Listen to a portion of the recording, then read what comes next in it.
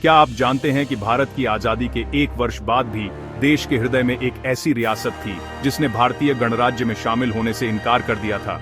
यह रियासत थी हैदराबाद, जहां 85% जनता हिंदू थी, लेकिन सत्ता एक मुस्लिम निजाम के हाथों में थी जो पाकिस्तान से संबंध जोड़ने का इच्छुक था।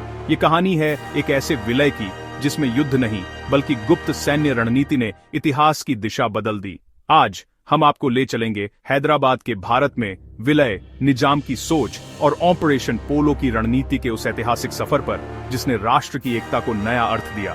15 अगस्त 1947 भारत स्वतंत्र हुआ, लेकिन स्वतंत्रता के साथ ही सामने आई 562 रियासतों की चुनौती। ब्रिटिश सरकार ने स्पष्ट कर दिया था, अब हर रियासत को तय करना होगा, भारत में मिलना है या अलग रहना है। अधिकांश रियासतें भारत में शामिल हो गईं, लेकिन कुछ ने भारत के लिए राजनीतिक और सामरिक संकट खड़ा कर दिया।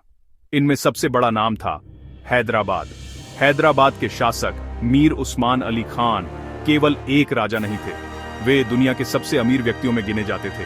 उनके पास निजी सेना थी, अपनी मुद्रा थी और प्रशासनिक नियंत्रण भी पूर्ण था। लेकिन सबसे बड़ा विरोधाभास 85 हिंदू आबादी और सत्ता एक मुस्लिम शासक के पास। यही असंतुलन संघर्ष की जड़ बना। निजाम का उद्देश्य था स्वतंत्र हैदराबाद, और यदि यह संभव न हो तो पाकिस्तान से संबंध।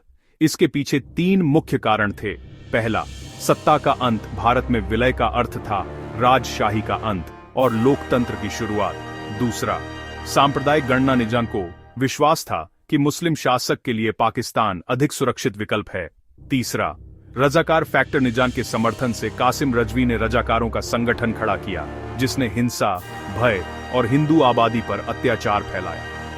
हैदराबाद में स्थिति आंतरिक अराजकता में बदल चुकी थी। भारत सरकार ने सैन्य कार्रवाई से पहले राजनीतिक समाधान की कोशिश की। स्टैंड स्टिल एग्रीमेंट, कूटनीतिक वार्ताएं और अंतर्राष्ट्रीय दबाव से बचाव, ये सभी प्रयास किए गए। लेकिन समय के साथ रजाकारों की हिंसा बढ़ती गई और निजाम की हट भी। तब भारत के गृह मंत्री सरदार वल्लभ भाई पटेल ने स्पष्ट कर दिया, भारत के भीतर एक और संप्रभु सत्ता स्वीकार्य नहीं है। 13 सितंबर 1948 भारत सरकार ने सीमित सैन्य अभियान शुरू किया, जिसे ऑपरेशन पोलो कहा गया। इसे आधिकारिक रूप से पुलिस एक्शन नाम दिया गया। भारतीय सेना ने 4 दिशाओं से हैदराबाद में प्रवेश किया। निजाम की सेना असंगठित थी, रजाकारों का मनोबल टूट चुका था। सिर्फ 5 दिन में इतिहास बदल गया। 17 सितंबर 1948 निजाम ने आत्मसमर्पण किया। भागने और पाकिस्तान से संपर्क की कोशिशें विफल रहीं। निजाम को केवल एक औपचारिक पद, राज प्रमुख, दिया गया। सत्ता समाप्त हो चुकी थी। हैदराबाद अब भारत का अभिन्न अंग बन चुका था। यह विलय था संविधान के तहत, राष्ट्रीय एकता के लिए और भारत की भौगोलिक सुरक्षा के लिए। हैदराबाद का विलय केवल एक सैन्य घटना नहीं थी, यह राज्य एकीकरण की नीति, आंतरिक संप्रभुता के प्रश्न और राष्ट्र निर्माण की निर्णायक भूमिका का उदाहरण है। यह दिखाता है कि जब कूटनीति असफल हो तो राज्य की शक्ति अंतिम विकल्प बनती है।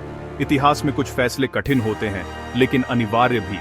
हैदराबाद का विलय ऐसा ही एक ऐतिहासिक निर्णय था।